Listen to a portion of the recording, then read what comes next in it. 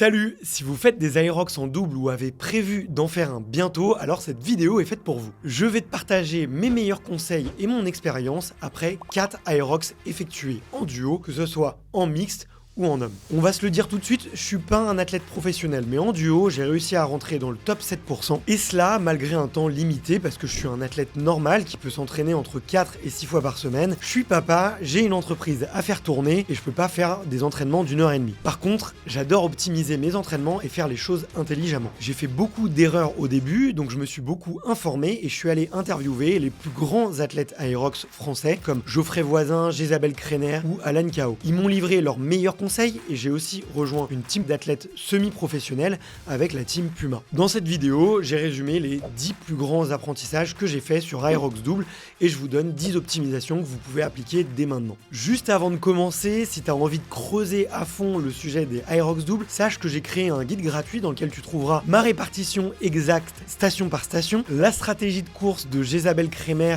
et Geoffrey Voisin en double, qui sont quand même les champions du monde, et 10 entraînements que tu pourras faire avec ton ou ta partenaire pour apprendre à vous connaître et progresser en double. Sache également que j'ai aussi un programme d'entraînement qui s'appelle Rox Evolution, qui est validé par la science de l'entraînement, qui est optimisé pour les athlètes amateurs et qui permet d'avoir des super bons résultats, notamment parce qu'il est personnalisable et adaptable à ton niveau. Il y a un groupe WhatsApp sur lequel on est plus d'une centaine de participants et on se donne un maximum de conseils. N'hésite pas à me dire en commentaire si tu as des questions, mais je t'embête pas plus, on commence tout de suite avec cette vidéo. La première optimisation et le premier conseil que je peux te donner, ça va être tout simplement de choisir un ou une partenaire qui a le même niveau de course à pied que toi, ou en tout cas un niveau assez proche. Parce que s'il y a un écart qui est très différent, la personne qui court moins bien risque de beaucoup souffrir. En effet, aérox double, notamment pour ceux qui veulent performer, c'est vraiment un effort qui va récompenser les très bons coureurs et les très bonnes coureuses. Donc s'il y a un gros écart sur le niveau en course à pied, vous risquez potentiellement de ne pas prendre du plaisir, l'un va devoir attendre l'autre et l'autre va être vraiment dans le rouge tout le temps et il va pas s'amuser. Et c'est quand même dommage parce que notamment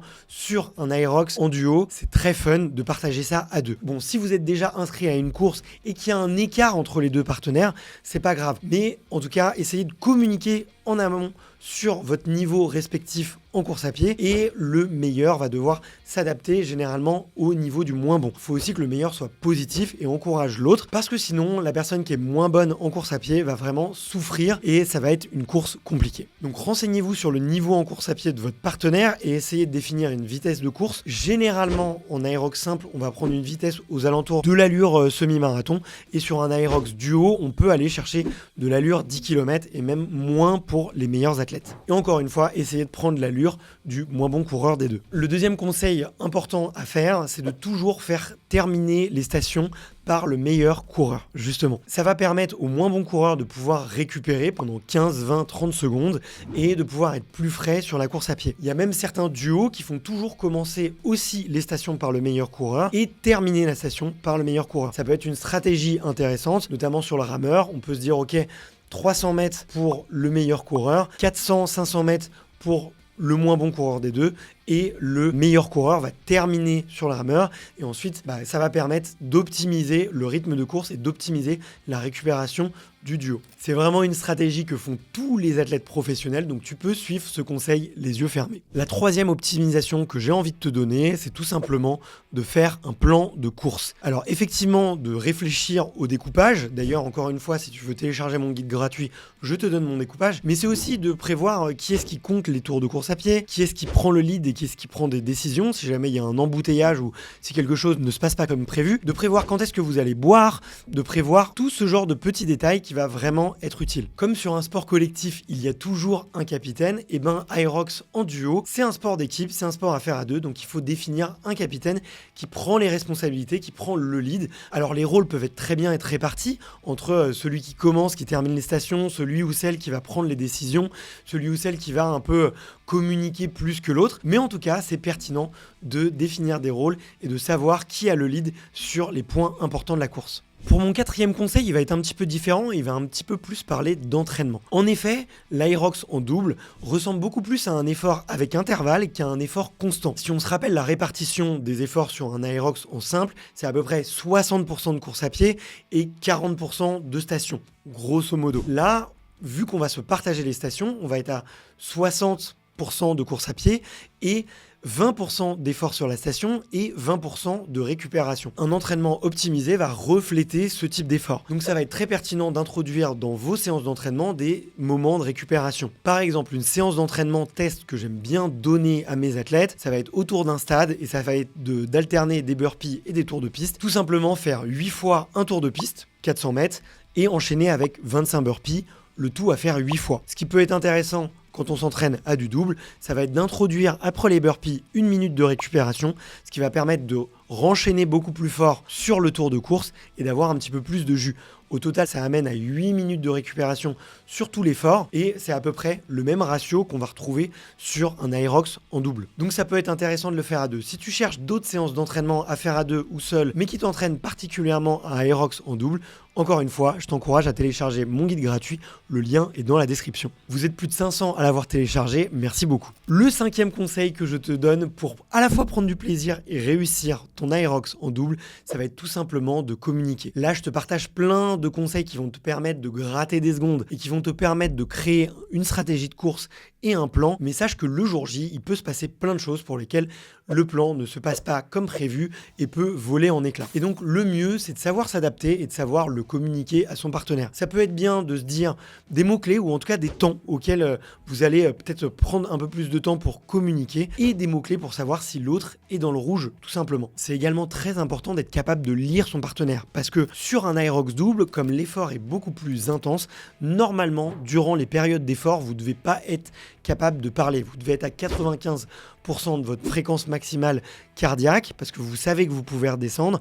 Et donc, c'est important de savoir, en regardant l'autre, s'il est dans le rouge et d'avoir des petits gestes, notamment lors de la course à pied, pour savoir si vous vous sentez capable d'accélérer un peu, de maintenir l'allure ou tout simplement s'il faut ralentir. Donc, comme dans un couple ou dans une bonne équipe qui fonctionne bien, communiquer, c'est la clé. Ça m'amène à une 6e optimisation. C'est un conseil de communication qui est utilisé par les champions du monde et que j'ai réutilisé sur mes Aerox doubles et ça m'a vraiment permis de gagner des secondes précieuses, notamment lors des transitions. L'idée, c'est que pour le partenaire qui est en train de faire l'effort, c'est de faire un décompte pour prévenir du moment où il veut transitionner. Pour le ski erg, par exemple, ça va être de faire un décompte 3, 2, 1 à chaque tirage pour prévenir l'autre que vous allez céder dans 3 tirages, 2 tirages, 1 tirage et ensuite sortir de la zone de l'ergo. Ce petit décompte, ça va permettre de réveiller votre partenaire si jamais il s'est un peu endormi et de le faire rester dans l'instant présent. Ça va maintenir une connexion émotionnelle entre les deux athlètes et surtout, l'autre va pouvoir rentrer dans l'effort le mieux possible. Et ce qui est super avec ce conseil, c'est que vous pouvez l'utiliser à peu près sur toutes les stations. Lors de l'une de mes courses, j'avais une de mes partenaires qui m'avait dit qu'elle était un petit peu tête en l'air ou qu'elle pouvait avoir des troubles de l'attention. Et le conseil du décompte, ça nous a vraiment permis de rester concentré du début jusqu'à la fin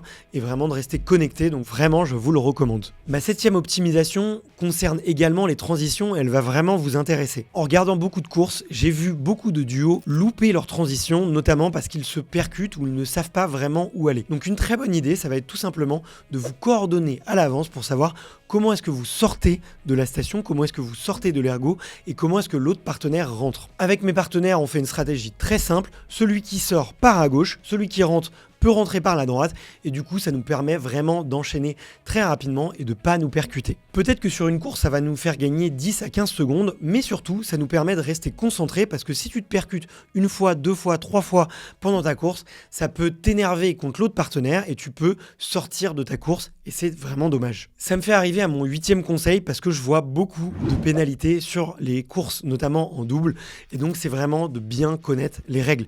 Il y en a qui sont assez connues et qui peuvent te coûter cher, notamment c'est de pas toucher la corde sur le sled pull quand l'autre est en train de tirer, normalement. Alors on voit des gens le faire discrètement quand les juges ont un œil de côté, mais c'est vraiment pas recommandé parce que tu peux avoir une sanction. Un autre conseil sur les fentes qui coûtent des pénalités, c'est de bien se donner le sac par l'arrière ou sur le côté et de surtout pas donner le sac par l'avant. C'est interdit et les juges peuvent demander une pénalité. Ça serait dommage parce que aux fentes, on a bien mal aux jambes. Mon 9e conseil va faire plaisir à ceux qui ont l'habitude de faire des Aerox en duo, notamment parce qu'il va faire gagner de la place et il va éviter des collisions. C'est tout simplement de courir en file indienne et de ne pas courir à côté.